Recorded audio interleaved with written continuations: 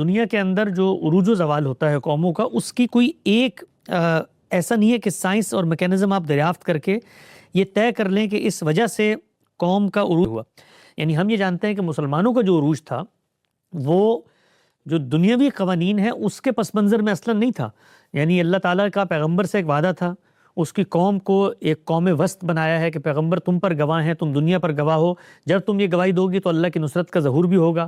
اس کو ایک بہت زبردست سٹارٹ ملا خود پیغمبر کی موجودگی میں، اللہ کی تائید اور نصرت اور فتح سے بڑی بڑی سلطنتیں اس کے ساتھ آ گئیں، اور پھر کچھ ٹرکل ڈاؤن ایفیکٹ جو ہوتا ہے، جس طریقے سے آپ کو 2-3 بڑی سلطنتیں وقت کی آپ کے تحت سرنگوں ہو گئی ہیں، تو اب آپ کی دھاک بیٹھتی چلی جاتی ہے۔ اب وہاں سے لوگ نکلتے ہیں تو آپ غالب تہذیب بنتے، تو غالب تہذیب کو ہمیشہ جو دنیا میں کمزور اقوام ہوتی ہیں وہ خود اپنانا شروع کر دیتی ہیں، ان کے پاس کوئی چارہ نہیں رہتا۔ تو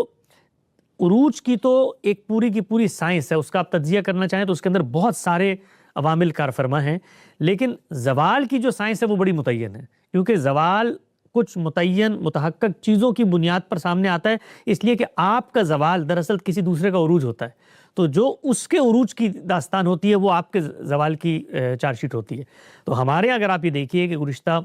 یہ جو مملکتیں ہمارے یہاں ملوکیت کا سلسلہ چلتا رہا 1000 سال تک، اور دنیا بھر میں اسی طرح سے چل رہا تھا، یعنی اس میں کوئی ہم الگ نہیں تھے کہ ہم نے کوئی نئی چیز نہیں بنائی ہے، ہمارے یہاں کوئی، دنیا بھر میں اسی طریقے سے معاملہ چل رہا تھا۔ ہماری بھی بڑی بڑی سلطنتیں تھیں، عثمانیہ سلطنت تھی، اس سے پہلے صفوی سلطنت تھی، یہاں پر مغلیہ سلطنت تھی 1200 سال، پھر بنو امیہ کی سلطنت، وہاں پہ ہم نے حکومت کی دنیا کے اندر، اور پیرل سلطنتیں بھی دنیا میں موجود تھیں۔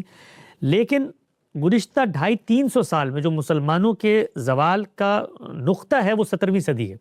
یعنی 17 سینچری اگر آپ بالکل نقطہ پرکار کی طرح اس پر قلم رکھ کے دیکھیں تو آپ کو یوں ڈکلائن نظر آئے گا۔ تینوں بڑی سلطنتوں جو دنیا میں موجود تھی مسلمانوں کی، ان کا انحطاط 17ویں صدی کے اندر آغاز شروع ہو گیا۔ پھر چونکہ قومیں ہوتی ہیں، سلطنتیں ہوتی ہیں، ان کو گرتے گرتے ڈوبتے ڈوبتے وقت لگتا ہے، صدی 1.5 صدی کا ایک قصہ گزرا۔ تو اس مقام پر یعنی 17ویں صدی ہے جس کے اندر دنیا نے جو فطرت کے قوانین ہیں مادے کے اندر، اور جو کچھ انسان کی سوشل سائنسز کی ریفارمیشن ہے اس کی بنا رکھی۔ تو 300 سال کی یہ ترقی ہے جس نے مغرب کو عروج دیا ہے، اور وہ مادے کے قوانین کو انہوں نے دریافت کیا، اس کے وجہ سے غیر معمولی ترقی ان کے یہاں ہوئی،